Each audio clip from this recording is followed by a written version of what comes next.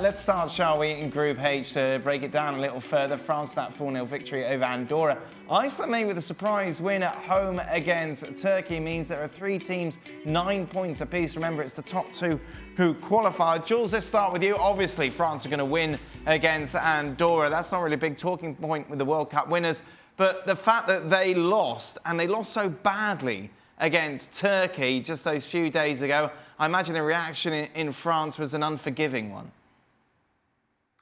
Yeah, it was a really bad performance from them. Didier Deschamps was really unhappy at half-time to start with, because I think the first half was worse than the second half. They had no shot on target at all. They conceded 2 goals in those first 45 minutes, which is, I think, the first time in 4 years that happened under Deschamps.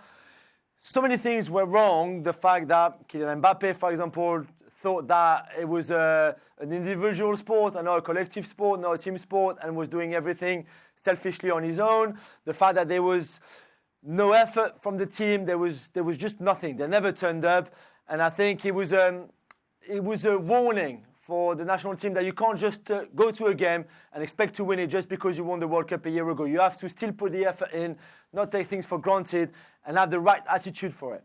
Is Mbappe all right, Jules? He was really bad on Saturday. He scored against Andorra tonight. That's his 100th goal in professional football, in only 180 games. He's still only 20, let's not forget. But all the things that we don't like about him, we saw on Saturday in Turkey. The fact that he wanted to win the game by himself. The fact that he was looking at the floor the whole time and never looked to even pass the ball to anyone.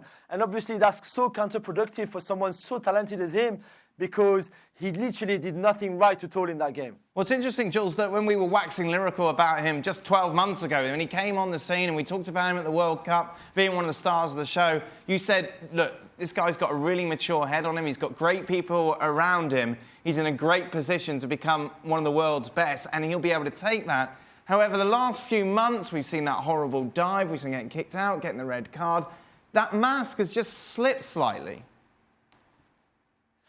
Yes, you're right. There's been a bit of frustration, maybe even more than a bit of frustration in the last few weeks, whether that's because the season, and especially the second half of the season, didn't really go down the way he wanted.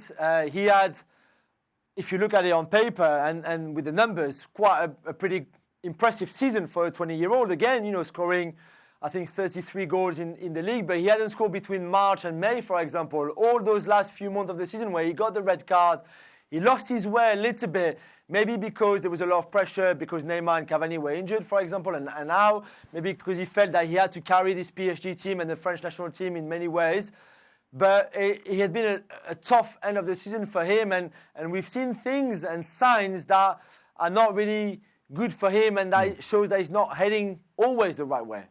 Julian, do you think there's any possibility that Neymar's influence at PSG is pushing him the wrong way? Do you think that's got anything to do with it?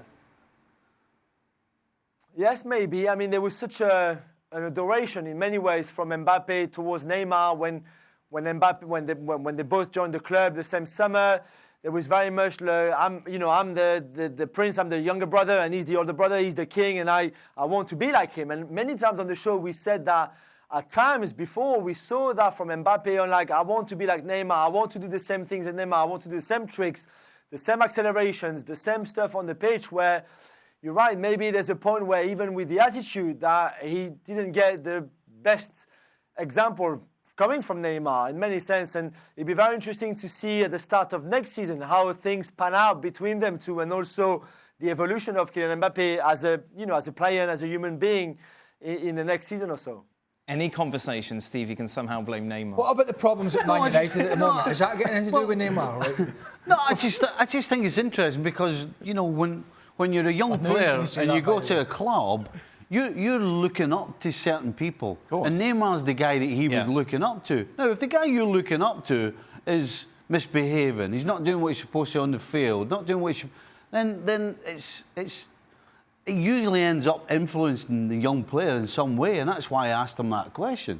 I imagine if you're in that squad and you're an older member, experienced player, you would have a word with him, yeah? You would say it's trying to set him straight. Yeah, absolutely, but it can't just be him.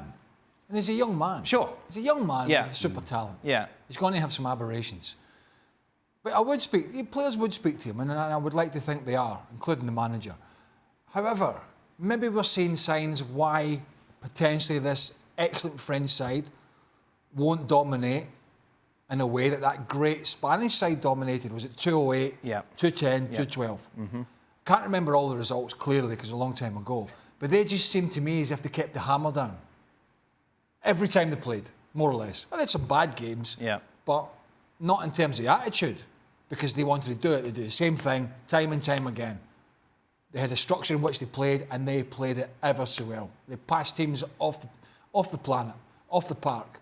But they wanted to do it every time. And I just wonder, with maybe some of the mindset amongst the French guys, that's going to be the one thing that holds them back potentially from going to the Euros in a year's time and dominating that as well. For more, sign up now for ESPN Plus.